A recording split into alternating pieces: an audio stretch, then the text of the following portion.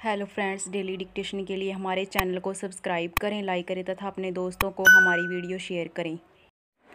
Ready start. महंगाई का सीधा असर आम उपभोक्ता के घरेलू खर्चों पर पड़ता है।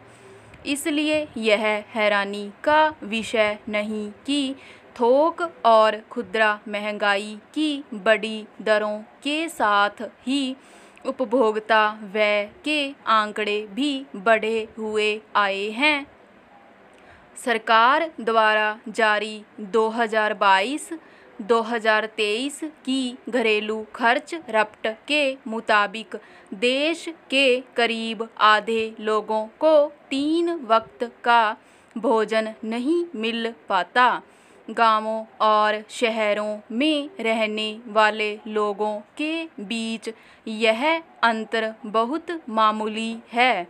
करीब आधी आबादी नाश्ता, दोपहर और रात का भोजन नियमित नहीं कर पाती। इसकी वजह केवल बढ़ी हुई महंगाई नहीं, बल्कि आय में बढ़ती विषमता है। देश के शीर्ष 5% अमीर और 5% सबसे अमीर लोगों के घरेलू खर्च में करीब 20 गुना का अंतर है।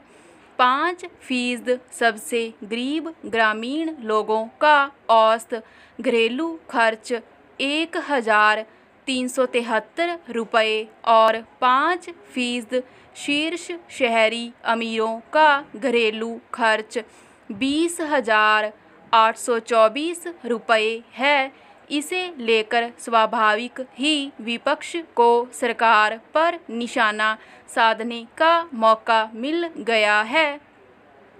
कांग्रेस ने पिछले 10 वर्षों में बढ़ी हुई आय संबंधी विषमता का आंकड़ा पेश करते हुए सरकार की आर्थिक नीतियों की आलोचना की है। पहला, घरेलू खर्च में बढ़ोतरी और गरीब तथा अमीर के उपभोग व्यय में भारी अंतर आर्थिक विसंगतियों को रेखांकित करता है। महंगाई और घरेलू खर्च बढ़ने से लोगों को तब परेशानी नहीं होती जब उसी अनुपात में उनकी आमदनी बढ़ी हो, मगर पिछले 5-7 सालों में लोगों की क्रय शक्ति बुरी तरह प्रभावित हुई है। कोरोना काल के बाद लाखों लोगों की नौकरियां और रोजगार छिन गए, जिससे उन्हें घर का खर्च चलाना मुश्किल है। इस पर बढ़ती महंगाई मुसीबतों का पहाड़ बन कर टूटती है। दूसरी तरफ अमीर लोगों का घरेलू खर्च बढ़ रहा है, यानी उनकी आमदनी भी बढ़ रही है।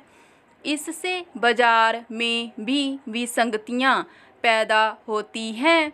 केवल अमीर लोगों के बल पर कोई बाजार नहीं टिक पाता। अमीरों की आमदनी बढ़ने से ऐशो आराम की वस्तुओं की बिक्री जरूर बढ़ जाती है, मगर आम उपभोक्ता के बल पर खड़े खुदरा बाजार को निरंतर संघर्ष करते रहना पड़ता है। पिछले कुछ वर्षों में सृजित कुल संपत्ति का करीब 40% हिस्सा देश के केवल 1% लोगों के पास गया है। देश की 77 करोड़ आबादी की कुल संपत्ति के बराबर हिस्सा कुल 21 अमीरों के पास है।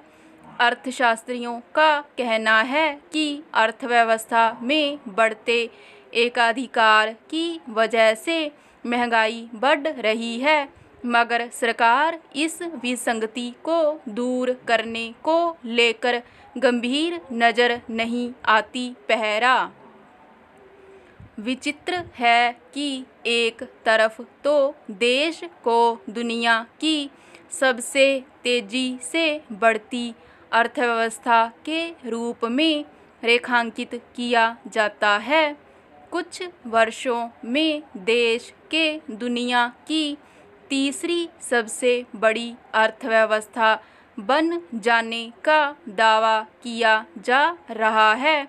इसके विकसित देशों की श्रेणी में शुमार होने की उम्मीद जताई जा रही है, मगर इसके बरक्स दूसरी तस्वीर यह है कि देश की आधी आबादी 3 वक्त का भोजन नहीं जुटा पाती। सरकार खुद इसे अपनी बड़ी उपलब्धि के रूप में रेखांकित करती है कि वह 80 करोड़ लोगों को मुफ्त अनाज उपलब्ध करा रही है। जब तक लोगों की क्रय शक्ति नहीं बढ़ती और आय की असमानता दूर नहीं होती, तब तक संतुलित आर्थिक विकास की उम्मीद करना मुश्किल बना रहता है। इसके लिए नए रोजगार सृजित करने और वेतन भत्तों के मामले में व्यावहारिक नीति बनाने की जरूरत होती है, जिसका अभाव लंबे समय से देखा जा रहा है। स्टॉप।